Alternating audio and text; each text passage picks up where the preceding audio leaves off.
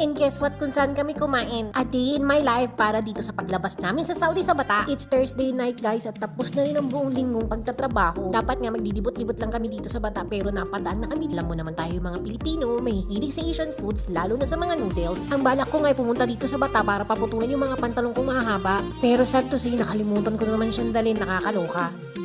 Kaya eto nga sa asar ko, binisan ko na maglakad at dapat pauwi na kami dyan pero naispatan nga namin tong Time Restaurant.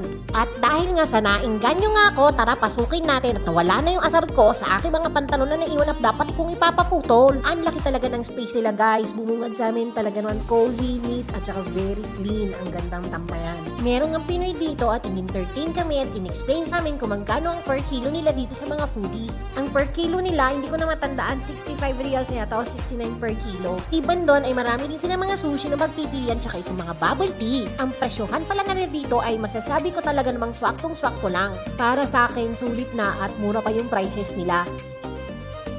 At eto nga, excited lang ang lola nyo kaya naman kumuha na ako ng batsa at nagkukuha na nga ako ng mga kung ano ni Jan. Natanong ko din pala si kuya na yung gusto ko noodles ay ubos na at nagpapakuha pa siya. Ang saya lang talaga guys no na-experience ko yung open shelf nila at namili ako kung ano yung dishes na papaluto ko. O tingnan nyo naman ako, very happy na ako dyan.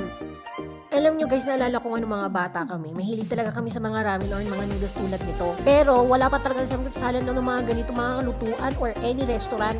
Dahil nga sa may lahi kaming Chino, lagi ang nagluluto nga yung nanay ko ng ganito at syempre pa buong pamilya mahilig talaga sa mga noodles at sabaw-sabaw na ganito. Minsan nga jackpot pag halimbawa nagkakasakit kami kasi aside sa Royal True Orange at biscuit, talaga mapapachowking at bibilhan ka ng sabaw. Lalo pa yung mga noodles na ganito. Kung ikukumpara ko nga ang panahon namin noon sa panahon ngayon ay napakalaki talagang transition. Kasi naman lahat ng bagay ngayon very easy na lang. Kung dati ang hirap-hirap talaga pupunta pa kami ng library para talagang gawin yung assignment namin. Pero ngayon grabe na to, halos lahat internet, halos lahat everywhere may AI pa. Pati kaya sa food guys, halos lahat ngayon natitikman na nila lahat na noon napakamahal sa panahon namin. Isama mo pa everywhere talagang may YouTube school pa na pwede mo matutunan pa paano sila lutuin. Alam mo guys, yung kasama ko dyan, ang dami niya na nakain. Ako naman talagang hirap na hirap dahil sobrang in talaga. Award winning talaga ang peg niyo dyan dahil sa sobrang saya ko nga kakakain nito. Favorite ko kaya mga noodles. Sirang-sira talaga ang diet ko kaya naman sinabi ko bukas na ulit ang magda-diet. Located nga pala to sa Bata, sa ground floor, dito lang sa my gate 5. Ang dali-dali lang niya makita. Sa totoo lang guys, gusto ko rin itry yung sushi nila kasi ang dami din talaga nilang varieties. Nakita niyo naman sobrang dami nito, kaya naman sabi ko, try ko na lang sa next time. Talaga ang daming food fusion ngayon at lalo pa lahat pwede mo na matikman. Eto nga, tatry ko na yung bubble tea nila. Classic lang pala yung in-order ko dahil nga naman ayoko na sobrang matamis or any flavoring.